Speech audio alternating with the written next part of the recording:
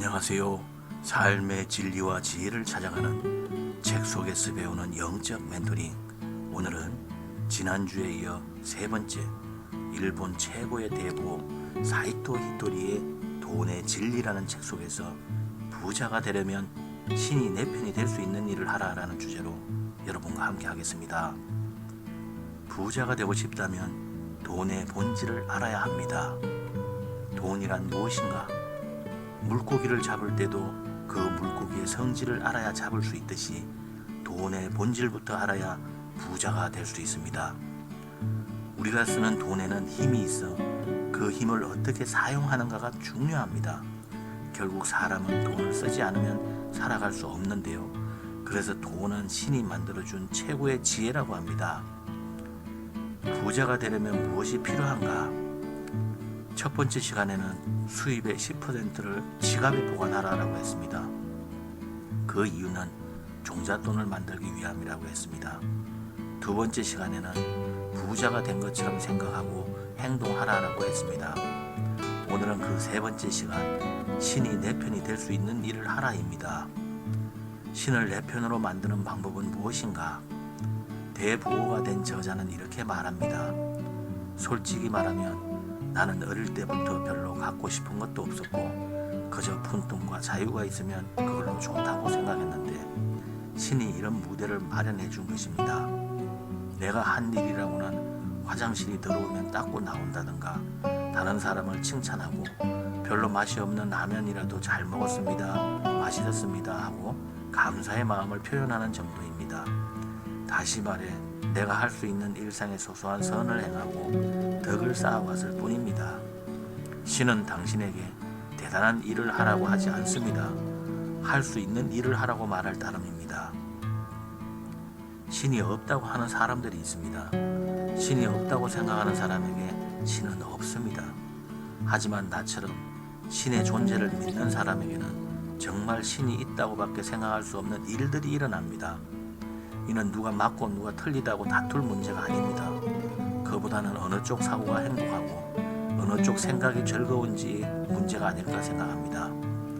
그러므로 신은 없다고 생각하는 사람을 애써 설득할 마음은 전혀 없습니다. 만약 신이 있다면 신은 무엇을 원하겠는가? 첫째, 신은 여러분이 잘 살기를 바랍니다. 우선 당신 자신이 잘 살아야 합니다. 자신이 먼저 행복해지고 그 행복을 가능한 범위에서 주변에 나누어 주면 됩니다. 돈을 모으지 못하는 사람들의 공통점 중 하나는 시기와 질투가 많다는 것인데요. 남의 행운을 부러워하거나 시기하면 자신의 마음이 가난해집니다. 그러면 가난한 파동이 나와서 궁핍해지는 일을 끌어들이게 됩니다. 반대로 타인의 행운을 빌면 자신의 마음은 풍요로워집니다. 결국 풍요로운 마음은 부유한 파동을 내보내 똑같이 부유한 일을 끌어당깁니다. 성경 말씀에는 세상에 속한 질투를 이길 수 있는 것 위로부터 지혜다라고 하십니다. 둘째, 돈에는 힘이 있기 때문에 잘 써야 한다는 것인데요. 돈은 그 힘을 어떻게 사용하는가가 중요합니다.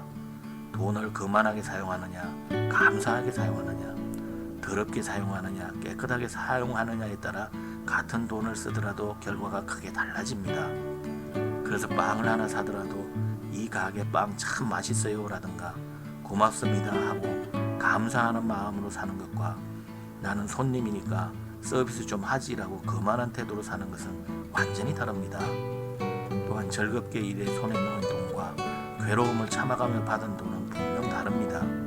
그러므로 귀한 돈을 버는 거라면 괴로워하면서 벌기보다는 즐기면서 버는 것이 훨씬 좋습니다. 나는 돈이 신의 번뜩이는 아이디어에서 비롯된 최고의 결과라고 생각합니다. 성경 전도서에는 각자 먹고 마시며 자기가 수고하는 일에서 즐거움을 얻어야 한다. 그것이 하나님의 선물이다 라고 말씀하십니다. 셋째는 신이 내 편이 되어줄 수 있는 당연한 일을 하라는 것입니다. 당신이 생각하는 인생은 당신이 그린 인생이지만 신이 그려준 인생은 더욱 스케일이 큽니다. 그러므로 선을 행하고 덕을 쌓아 운만 좋게 하면 당신이 실망하는 일이 생기더라도 실제로는 나중에 매우 좋은 일로 이어질 것입니다. 신이 하고 싶어하는 말은 욕망을 억누를 수 있는 인내심을 가지라는 것입니다. 욕망과 인내는 자동차의 가속 페달과 브레이크의 관계와 같습니다. 자동차는 가속 페달이 없으면 달릴 수 없고 브레이크가 없으면 멈출 수 없습니다. 이와 마찬가지로 인간은 욕심이 있기에 노력도 합니다. 욕심도 인내도 모두 신이 인간에게 바라는 근성입니다. 그러니 부정할 게 아니라 인정하고 활용할 수 있는 방법을 생각하는 편이 좋습니다. 그리고 살다 보면 고난이 옵니다.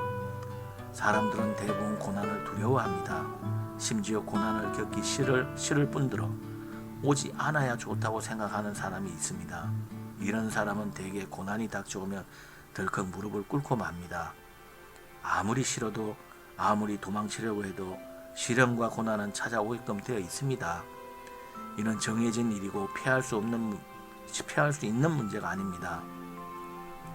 목숨명이라는 한자를 한 획씩 살펴보면 사람은 한 번은 두드려 맞는다고 되어 있습니다.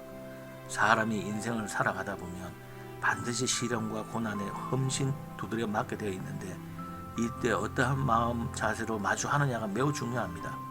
즉 어떻게 해결해야 좋을지 인내와 지혜를 배우면서 정신력을 단련해야 합니다. 성경 말씀에는 내 형제들아 너희가 여러 가지 시험을 만나거든 온전히 기쁘게 여기라. 이는 너희 믿음의 시련이 인내를 만들어내어 줄 너희가 알미라. 인내를 온전히 이루라. 이는 너희로 온전하고 구비하여 조금도 부족함이 없게 하려 함이라 라고 말씀하십니다. 신이 바라는 것은 인간이 성장하는 일입니다.